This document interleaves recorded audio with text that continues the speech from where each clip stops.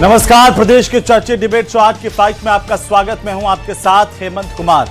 NEET paper leak case में सोमवार को 10वीं गिरफ्तारी हुई और कई अहम खुलासे पेपर लीक माफिया को लेकर के हुए हैं। सीबीआई ने महाराष्ट्र के लातूर से केमिस्ट्री कोचिंग के डायरेक्टर शिवराज रघुनाथ मोटेगांवकर को 4 दिन की पूछताछ के बाद आखिर गिरफ्तार कर लिया। शिवराज महाराष्ट्र में करीब 100 करोड़ के टर्नओवर की कोचिंग का संचालक डायरेक्टर है, जिसकी गिरफ्तारी के बाद एक बार फिर जांच कोचिंग सेंटर्स की पेपर लीक में भूमिका को लेकर के आकर टिक गई है कि क्यों आखिरकार कोचिंग संचालक शिवराज रघुनाथ की गिरफ्तारी हुई, क्योंकि इस पर आरोप है कि उसने अन्य आरोपियों के साथ मिलकर 23 अप्रैल को ही 3 मई को परीक्षा थी, इसने 23 अप्रैल को ही पेपर और आंसर की हासिल कर ली थी और कई लोगों को इसे शेयर किया था। आज इसी पर चर्चा करेंगे कि आखिरकार पेपर लीक में कोचिंग संचालक के तार कहां तक जुड़े हुए हैं। पहले रिपोर्ट।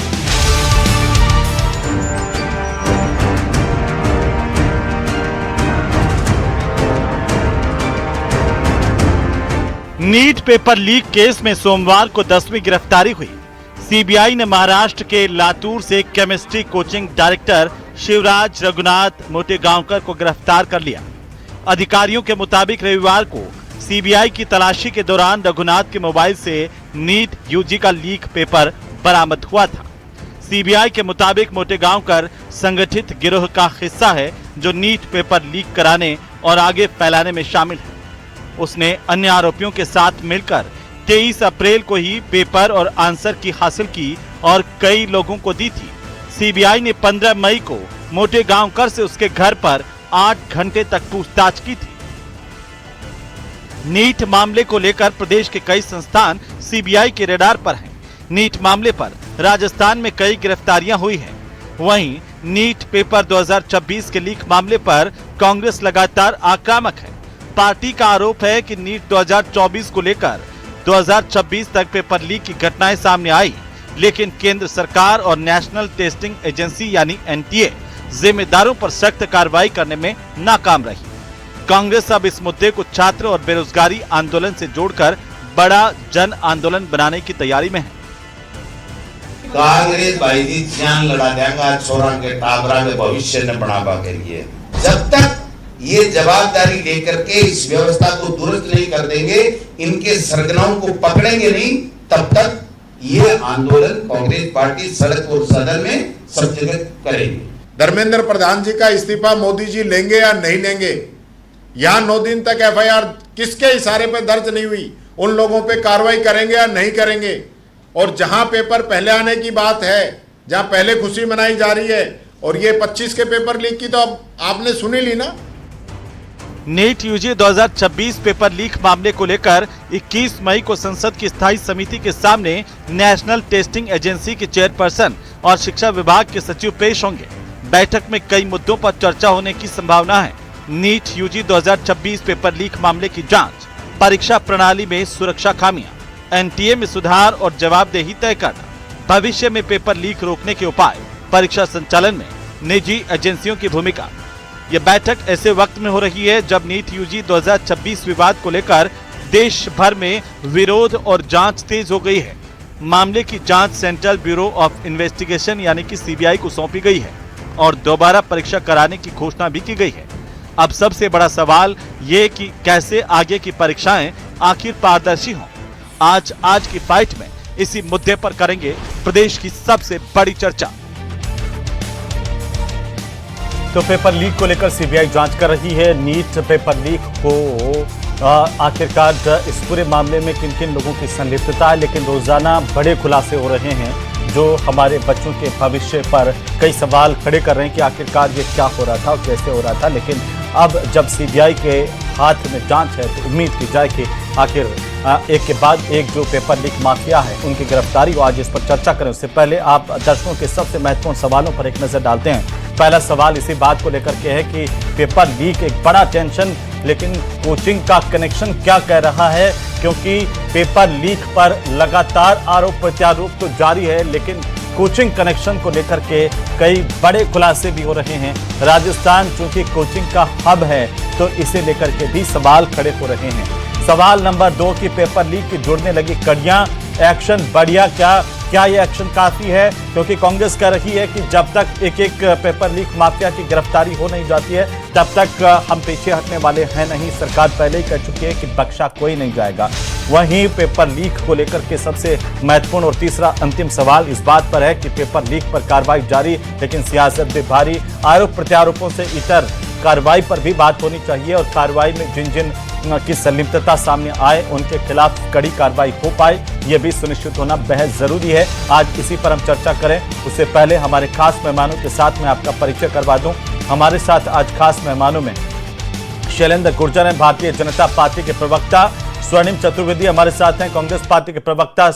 और साथ ही हमारे साथ हैं योगेंद्र जोशी साहब, पूर्व पुलिस अधिकारी।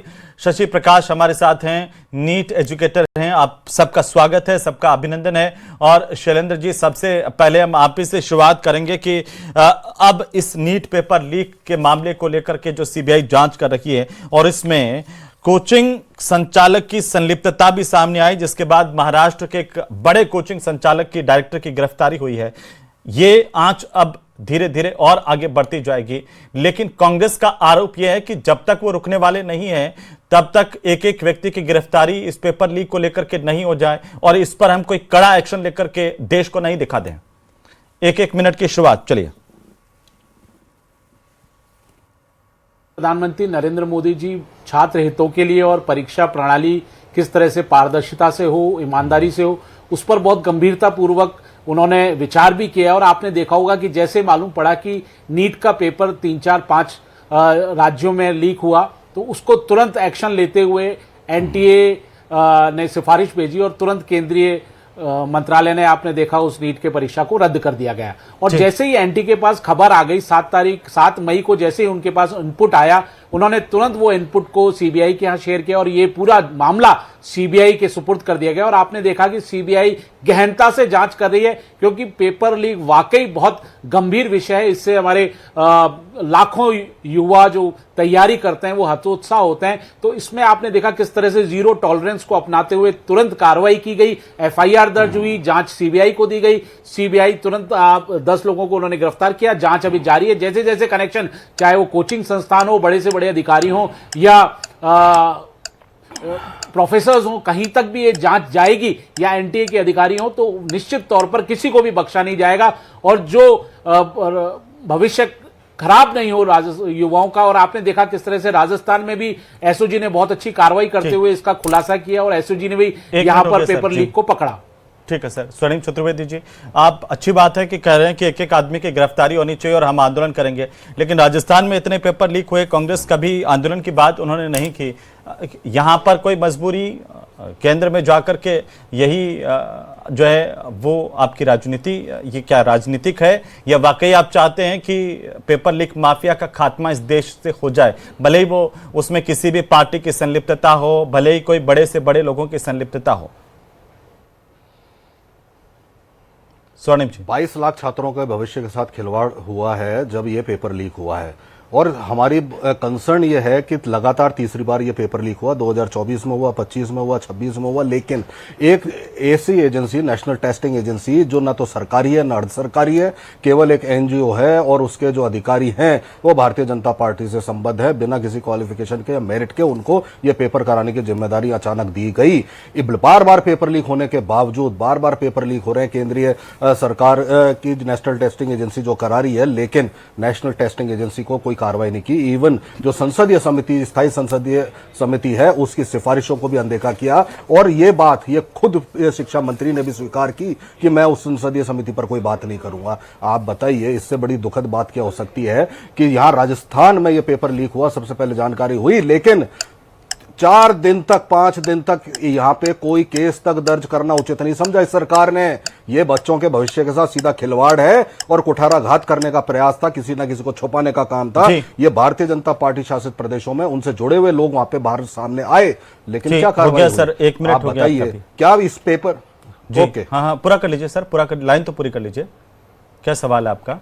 जी, मैं सिर्फ इतनी सी बात कह रहा हूं कि यहां इससे बच्चों के भविष्य के साथ जब 3 साल पहले पता पड़ गया कि ये एजेंसी सक्षम नहीं है, अनेक पेपर लीक हो गए, तो कम से कम इस एजेंसी को भंग करके या नया कोई जो तरीका अपनाना चाहिए था, जैसे पहले सीबीएसई एग्जाम कराती थी, अब क्यों नहीं करा रहे हैं?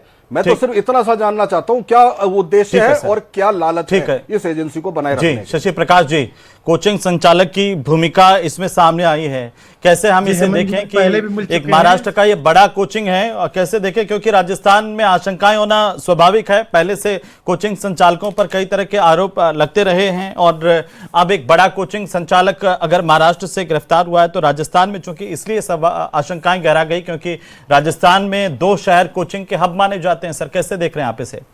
शशि प्रकाश जी। हेमंत जी, हम पहले भी इस विषय पे बात कर चुके हैं। हम यही कह रहे हैं कि साल दर साल अगर पेपर आउट हो रहा है, सिस्टम किसी का भी हो, सरकार किसी की भी हो, पेपर आउट होना तय है। एनटीओ का था तब भी पेपर आउट हो रहा था, एनटीए से पहले जब सीबीएसई थी तब भी पेपर आउट हुए हैं। इसका मतलब यह है कि हमारे पास कानूनों को ठीक से पालन नहीं कराया जा रहा है। अगर कोई कोचिंग दोषी है, कहीं का भी देश में कोचिंग दोषी है, तो उसको सजा हम दे ना। अगर कोई अधिकारी तो उसको हम सजा देना। ऐसे कैसे होता है कि 24 में भी सीबीआई बिठाई जाती है, फिर 26 में भी सीबीआई बिठाई जाती है? ऐसा कैसे होता है कि 24 में भी शुरू बोलते हैं पेपर आउट नहीं हुआ, बाद में आउट हुआ? 24 से पहले 15 में भी यही कहानी हुई थी। 15 में पेपर, तब तो भाई ये वाली सिचुएशन थी नहीं एनटीए, तब भी पेपर आउट हुआ, तब भी रीपेपर कराया गया था। मैं आपको बताया था पिछली बार, बड़ा इंटरेस्टिंग आंकड़ा है कि 11 साल के बाद 2004 में जब सीबीएसई पीएमटी एग्जाम का नाम हुआ करता था, तब भी रीपेपर कराए गए थे पेपर आउट होने के बाद। 2004 के 11 साल बाद उसका नाम एआईपीएमटी हो गया, तब भी रीपेपर हुआ पेपर आउट होने के बाद, और उसके फिर से 11 साल बाद 2026 में। इसका मतलब ये क्या मजाक है? हमारे पास नियम है, कानून है, सब कुछ है, लेकिन अगर कोई अधिकारी दोषी है, कोई राजनेता दोषी है, कोई कोचिंग दोषी है, तो हमें उसका पालन कराने की जरूरत है। नीट का एग्जाम इंडिया का सबसे बड़ा भाग्यश्री सैनी भी हमारे साथ जुड़ चुके हैं, सामाजिक कार्यकर्ता। मैं आ जाऊंगा सर वापस, 1 मिनट आपका भी हो गया। 1 करोड़ परिवार से जुड़े हुए हैं, तो कंफर्म कहीं हमारा जो सिस्टम है, हमारी जो सरकारें हैं, चाहे वो जिसकी भी सरकारें रही हुई, वो नियम को इंप्लीमेंट ठीक से नहीं करा पा रही है, ताकि नजीर साबित हो कि पेपर आउट ना हो।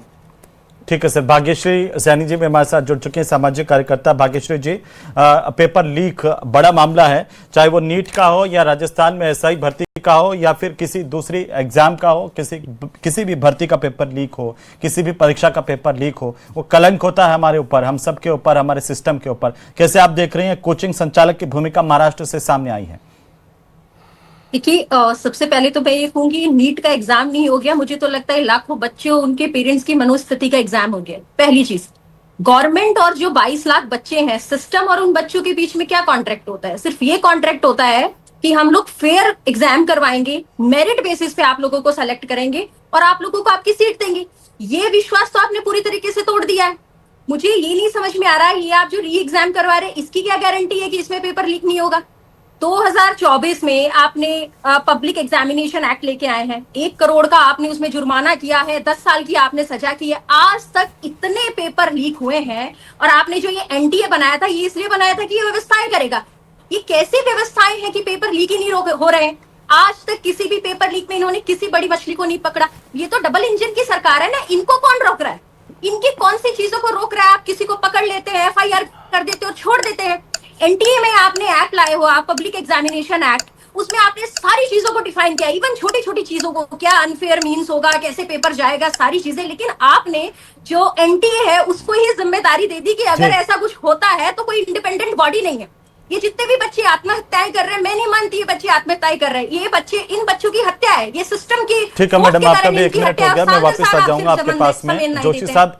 जोशी साहब, बार बार ये सवाल उठते रहे जब भी कोई पेपर लीक हुआ कि कोई कोचिंग माफिया है या कोचिंग संचालकों की भूमिका है, क्योंकि इतनी ज्यादा मात्रा में पैसे देकर के पेपर को लीक करवाना ये एक संगठित गिरोह है। और अब जब लातूर से केमिस्ट्री कोचिंग के डायरेक्टर शिवराज रघुनाथ मोटेगांवकर की गिरफ्तारी हुई है, तो ये पता चला है कि 3 मई की एग्जाम था, 3 मई का, उसकी 23 अप्रैल को ही इनके पास पेपर आ गया था। इन्होंने अपने लोगों को भेज दिया था, कोचिंग में भी इन्होंने बच्चों को रटवाया था। कैसे देखते हैं सर आप इसे? क्या और कोचिंग संचालकों की भूमिका हो सकती है? क्या पूरा कोई कोचिंग का कोई कनेक्शन है इस पेपर लीक से, बाकी परीक्षाओं से भी? इसे थोड़ा वाइड एंगल में हमें बताइए सर, 1 मिनट में। देखिए हेमंत जी, मैं ये बता देना चाहता हूं कि किसी को डर नहीं है, न कानून का डर है, न शासन का डर है, न भगवान का डर है, और इन तीनों चीजों में ये सब चीजें फेल हैं। मैं ये बता देना चाहूँ आपको कि 16 साल पहले 2010 में NEET nursing grade second paper leak हुआ था 2010 में राजस्थान में। वो करदनी थाने में मुकदमा दर्ज हुआ था, उसमें जगदीश बिश्नोई जैसे 10-9 लोग थे, लेकिन आज तक उसमें गवाही चालू नहीं हुई, एक भी गवाह नहीं पहुंचा। और जो पुलिस वाले गवाह हैं उनको ढूंढते ढूंढते लोग परेशान हो गए। आज मैंने एक अखबार में देखा है कि उन्होंने ढूंढ लिए, सब जयपुर में ही है, लेकिन कोर्ट में पेशी के लिए नहीं जाते हैं। तो बताओ सजा कैसे होगी? भारत की आजादी के बाद मेरे को तो ध्यान नहीं है कि किसी पेपर लीक में किसी को सजा हुई हो। ये तो और मैं समझता हूं होगी भी नहीं जी, ऐसा मुझे लगता है। अब ये जो आप पकड़ में आ रहे हैं भाई, कोचिंग संस्थान वालों के पास पैसा बहुत है। पेपर सेटर कौन होते हैं? पेपर सेटर वही होते हैं जो या तो सरकारी कॉलेज के अंदर इंजीनियर हो, या सरकारी कॉलेज में व्याख्याता हो, या कोई बड़े पद पे कहीं आसीन हो, तो उनको पेपर सेटर बनाया जाता है। लेकिन उनका चरित्र व्यक्तित्व ही खराब है, तो फिर और क्या होगा इस देश के अंदर? इससे ज्यादा कुछ नहीं हो सकता। और ये राजनीतिक पार्टियां एक दूसरे पे भले ही आक्षेप लगाओ, गुरुजी गुड़ खावे दूसरा ने ज्ञान बतावे, ये एक दूसरे को ज्ञान बताते रहते। राजस्थान में कितने पेपर लीक हो गए, सेंटर में कितने पेपर लीक हो गए, एक दूसरे के ऊपर आक्षेप लगाने से काम नहीं चलेगा। चलेगा तब जब अच्छे चरित्र के, अच्छे संस्कार के। ये तो सर आप भी पुलिस सेवा में रहे, ये तो और ज्यादा गंभीर है। आपका 1 मिनट तो हो गया सर, लेकिन ये तो और ज्यादा गंभीर है कि 14 पुलिसकर्मी गवाह थे एक पेपर लीक माफिया के खिलाफ और वही नहीं पहुंचे, तो यानी कि सिस्टम ही नहीं चाह रहा कि पेपर लीक माफिया जो है उस पर कोई कड़ा एक्शन हो जाए, उस पर कार्रवाई हो जाए। हम ऐसे बड़ी बड़ी बातें करते हैं, लेकिन कब कोई मामला उठा है कि पेपर लीक माफिया के घर तोड़ दो, बुलडोजर चलाओ, कोई बड़ा कार्रवाई कर दो? कब कोई उठाता है? तो क्या हम खुद ही संवेदनशील नहीं है, पूरा सिस्टम संवेदनशील नहीं है सर जोशी साहब? बिल्कुल बिल्कुल हेमंत जी, संवेदनशील ही नहीं, नकारा और निकम्मा सिस्टम हो गया। जो सिस्टम राजनीति से लेके प्रशासनिक ओहदों तक बना हुआ है, जो ये प्राइवेट इंस्टीट्यूट्स का बना हुआ है, सब धंधे करने में लगे हुए हैं। ठीक है। हर राजनेता का या तो अस्पताल मिलेगा, या कोचिंग संस्था मिलेगा, या कोई ड्रग की जो कोई बाहर से जो ड्रग आते हैं वो पोर्ट में किसी की मिले भगत होगी।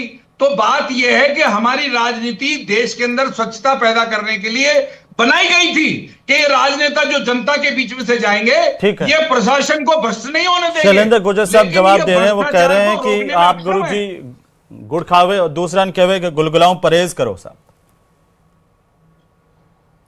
हेमंत जी देखिए, संवेदनशीलता वहीं नजर आती है जब 2024 में पेपर लीक का मालूम पड़ा कि नीट का पेपर लीक हुआ है 2-3 जिलों में। आपने देखा कि किस तरह से पटना में, हजारीबाग में जो खबरें आई, उसकी तुरंत उसके बाद एफआईआर दर्ज की गई, जो संबंधित अधिकारी थे उनके खिलाफ कार्रवाइयां की गई, गिरफ्तारियां की गई, और मामला आपने देखा माननीय सर्वोच्च न्यायालय तक गया। सर्वोच्च न्यायालय ने भी माना कि यह 1600 विद्यार्थियों तक ही सीमित रहा है, तो इसलिए वहां दोबारा परीक्षा करा दी गई और उसके बाद आप देखिए सब कुछ बढ़िया रहा। नहीं, लेकिन ये पेपर लीक माफिया का जिक्र कर रहे हैं जिसका जगदीश का, राजस्थान का, उस पर क्या मजबूरी है सिस्टम की सर?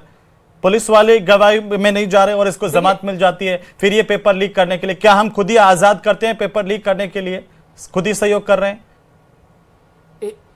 हेमंत जी, कोर्ट्स जो बनी हुई हैं वो कानूनी प्रक्रिया के तहत काम करती हैं। वहां एक्ट्स बने हुए हैं, प्रोसीजरल क्रिमिनल प्रोसीजर एक्ट्स हैं, उसमें किस तरह से सम्मन जाएगा, फिर बेलेबल वारंट जाएगा, अरेस्ट वारंट जाएगा, पूरी एक प्रक्रिया दी हुई है। तो मैं कोर्ट की प्रक्रियाओं और उसकी कार्यप्रणाली पे कोई, लेकिन ये तो दिखता है ना सर, कार्यप्रणाली पर तो आप निशाना नहीं साधे हैं, वो हम भी नहीं चाहते, लेकिन बाड़ी खेत को खा रही है यहाँ तो। जिनकी जिम्मेदारी पेपर लीक को रोकने की, वही उसके पेपर लीक माफिया के खिलाफ नहीं जा रहा, तो ये तो अनुशासनहीनता है सर, सर्विस में रह करके। इससे बड़ी इग्नोरेंस क्या हो सकती है? देखिए, माननीय न्यायालय के पास असीमित शक्तियां हैं, उनके पास कानून के तहत शक्तियां हैं, वो जिसको भी बुलाती हैं, गवाह के तौर पर भी बुलाती हैं, तो गिरफ्तारी वारंट तक निकलते हैं अगर वो नहीं पहुंचते हैं या बेलेबल वारंट के बावजूद। ठीक है स्वर्णिम जी, तो एक प्रक्रिया है, मैं उसमें नहीं जाऊंगा कि सरकार कार्रवाई कर रही है यहाँ तो, लेकिन आप पर आरोप है कि आप सिर्फ राजनीति करते हैं। जब आपके शासन में पेपर लीक हुए, एक पर भी आंदोलन नहीं, और अब जब कार्रवाई हो रही है, सीबीआई को जांच दी हुई है, देश की सबसे बड़ी जांच एजेंसी है, तब आप पर आरोप है कि आप राजनीति करने के लिए करें कि एक एक बच्चे का भविष्य हम सुरक्षित करेंगे। कैसे? देखिए हेमंत जी, अगर 79 से ज्यादा पेपर लीक हो जाएं कि केंद्र सरकार के, तो क्या हम उन प्रश्न नहीं करें, क्या हम पूछे नहीं? अगर एनटीए जैसी एजेंसी 2024 में जब पेपर लीक हुआ और जो कह रहे हैं सुप्रीम कोर्ट में आया, तो सरकार ने जो इनपुट दिया उसके आधार पर ही आया ना फैसला। अगर सरकार ने उस वक्त चेती नहीं और कार्रवाई नहीं की तो क्या हम प्रश्न नहीं उठाएं? क्या प्रश्न नहीं उठाएं अगर एनटीए की कार्यप्रणाली में कमियों को, खामियों को लेकर के जब संसदीय स्थायी समिति ने सवाल उठाए और समिति की सिफारिशों को सिर्फ इसलिए खारिज कर दिया गया, जो पायलट साहब ने भी उठाए थे सवाल। तो सुनिए तो सही, सुनिए। अगर संसदीय स्थायी समिति ने सवाल उठाए, हमने नहीं, संसद की स्थायी समिति ने सवाल उठाए, और अगर उसको सिर्फ इसलिए खारिज कर दिया गया कि इसमें तो विपक्ष के भी सदस्य होते हैं, सिर्फ इसलिए, तो फिर आज उसका परिणाम यह हुआ कि हमें 2026 में 22 लाख बच्चों ने जो परीक्षा दी थी उस परीक्षा का पेपर आउट होते हुए देखना पड़ा, क्योंकि उस वक्त सरकार ने कार्रवाई नहीं की। हमने ये आज की जांच में पता पड़ा कि 2025 का भी पेपर लीक हुआ था, और जो सबसे पहले राजस्थान में पकड़ा गया, ये जो डबल इंजन की, सुनिए छोटी सी बात रखता हूं मैं, जो राजस्थान में सबसे पहले पकड़ा गया उसने बताया कि 2025 के पेपर भी मुझे तो मिल गए थे और पेपर से मेरे परिवार के 5 सदस्य उसमें पास हुए। लेकिन जिस सरकार को यह संवेदनशील बता रहे हैं, बताइए राजस्थान में एफआईआर तक दर्ज नहीं हुई, जबकि राजस्थान में ही पकड़े गए थे। हुआ ये कि बच्चों ने, अभिभावकों ने लगातार पुलिस को शिकायत की, कोई कार्रवाई नहीं हुई, शिकायत एनटीए को दी, उन्होंने ईमेल भेजे। तो बताइए ये क्या संवेदनशीलता है? तो इस पर सवाल उठेंगे, क्योंकि आप बचा रहे हो, आप एनटीए को बचा रहे हो, एनटीए की लापरवाही को आप ढकने का काम कर रहे हो। कांग्रेस के प्रवक्ताओं को पेपर लीक पर गौर कर लेना चाहिए, इनके शासनकाल को देख लेना चाहिए कि क्या हालात थे राजस्थान में। हर पेपर लीक था, सड़कों पर बिकता था, उस पर मैं नहीं जाना चाहता, लेकिन आप देखिए नीट का पेपर लीक हुआ, हमने तुरंत कार्रवाई की, क्या कार्रवाई की आपने? अरे आप तो मानते भी नहीं थे, आप तो मानते भी नहीं थे कि पेपर लीक हो गया। जब भारतीय जनता पार्टी ने आंदोलन किए, लोग हिरासत में थे, आपने कांग्रेस पार्टी की गहलोत सरकार को घेरा, बताइए, तब जाकर आपने रद्द किए। आपने पूरे हिंदुस्तान में पेपर लीक माफिया को पनपाया है, कार्रवाई और अगर कार्रवाई करनी होती ना, तो राजस्थान के कड़े कानून के तहत और कभी भी किसी भी पेपर लीक माफिया को छोड़ा नहीं है। राजस्थान में 150 से अधिक एफआईआर दर्ज हो गई, 500 से अधिक अपराधियों को जेल में भेजा है। लगातार लीक हो गया उस एजेंसी में, वही आदमी बैठा है जो दोषी है, अलग अलग प्रदेशों में से बाहर निकाल दिया। ठीक है शशि प्रकाश जी, ये तो एक पॉलिटिकल बहस हो गई, आरोप प्रत्यारोप के। भाई आपके भी पेपर लीक हुए, आपके शासन में भी हुए, आपके शासन में भी हुए, और हम ही सबसे बड़ी कार्रवाई करने वाले हैं। लेकिन सबसे बड़ा सवाल यह है कि क्या इस कार्रवाई से पेपर लीक माफिया खत्म हो जाएगा इस देश से, या फिर आपके पास कोई है ऐसा फॉर्मूला, सिस्टम, सुझाव जो आप सरकारों को, सिस्टम को दे सकते हैं? सर शशि जी, बिल्कुल, पहली चीज तो यही है कि अगर 2024 में पेपर लीक हुआ था और सीबीआई ने इंक्वायरी की थी, तो क्या किया था कि फिर से 2 साल बाद पेपर लीक हो जाता है, फिर हमें सीबीआई बिठानी पड़ती है। इसका मतलब यह बात तो तय है कि सीबीआई ने अपना काम ठीक से नहीं किया। इसका मतलब यह कि सजा ठीक से निश्चित नहीं हुई है, निर्धारित नहीं हुई है, यानी सिस्टम में लूपहोल बच गया। रही जो मेन बात आपने कहा है कि हम सिस्टम को कैसे दुरुस्त कर सकते हैं, तो एक बड़ी छोटी सी बात है, यही एनटीए ही करवाता है जेईई मेंस का पेपर जो ऑनलाइन होता है, सीबीटी बेस होता है। सबसे पहले सबसे जरूरी चीज तो यह है कि नीट के एग्जाम को भी हम सीबीटी बेस करने की जरूरत है, जहां पर कि लीक की पॉसिबिलिटी कम हो जाएगी। वहां मेन सर्वर होगा, उसको हैक करना मुश्किल है, वहां पर एरर को फाइंड करना आसान है। अगर किसी सेंटर पे कहीं लीकेज होता है, उसको आइडेंटिफाई करके वहां पर रीपेपर जनरेट कर दिया जाता है। तो ये सबसे जरूरी है कि हम आगे से पेन पेपर बेस की जगह पे, जैसे और भी एंट्रेंस एग्जामिनेशन सीबीटी बेस हो रहे हैं, नीट एग्जामिनेशन को भी सीबीटी बेस कर दिया जाए, ताकि भविष्य में इसकी संभावना कम हो जाए। जी, लेकिन सिस्टम में इतने बड़े जो लीक है उनको हम कैसे भरेंगे भाग्यश्री जी? क्या जो शशि जी कह रहे हैं उससे पेपर लीक रुक जाएंगे? और सिर्फ ये क्या नीट का पेपर लीक है, यही बड़ा एक बड़ा सवाल है? बाकी राज्य की परीक्षाओं के पेपर लीक और बाकी दूसरी परीक्षाओं के पेपर लीक, उनकी सेंधमारी, ये भी सवाल नहीं है साथ में? देखिए, सवाल तो सारे हैं। यहाँ पे मैं 2 चीजें बोलना चाहूंगी। जैसे अभी सरकार बोल रही थी कि जो भी पेपर लीक हो रहे हैं हम कार्रवाई कर रहे हैं। मैं उन 22 लाख बच्चों के तर्ज पे बोल रही हूँ कि सर दोनों सरकारें, दोनों सरकारों की कभी भी सिर्फ ये जिम्मेदारी नहीं थी कि पेपर लीक हो गए और आपने लोगों को पकड़ लिया। सवाल यहाँ पे ये है कि पेपर लीक कब रुकेंगे। इन बच्चों की आत्महत्याओं का कौन जिम्मेदार है? आपने वो व्यवस्था ही नहीं क्रिएट की। ठीक है। आपके पेपर लीक रुक जाए, जी पहली चीज। दूसरी चीज, शैलेंद्र जी जवाब दे रहे हैं मैडम इसका। 2024 में राधाकृष्ण कमेटी बनी, उन्होंने है। कहा कि भाई देखिए, आप ऑनलाइन पेपर गंभीरता- करवाइए। आज उन्हें उस कमेटी की सिफारिशों को तो लागू किया ना, अभी 2024 में एनटीए के बता रहे थे, उन्होंने कहा लागू किया शैलेंद्र जी, लेकिन यह गंभीर सवाल है सर।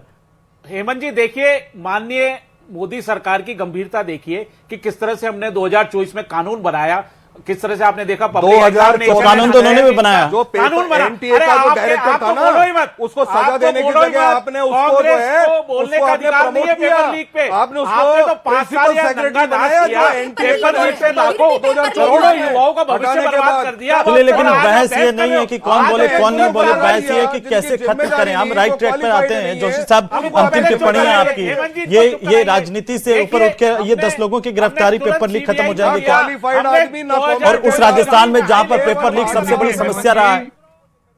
हेमंत जी, बात यह है कि जो 2024 के अपराधी हैं उनका भी चालान पेश नहीं हुआ है, इनको पता ही नहीं है किसी को। आप बताओ, ये जितने भी मुकदमे दर्ज होते हैं, इन मुकदमों का हर्ष क्या होता है?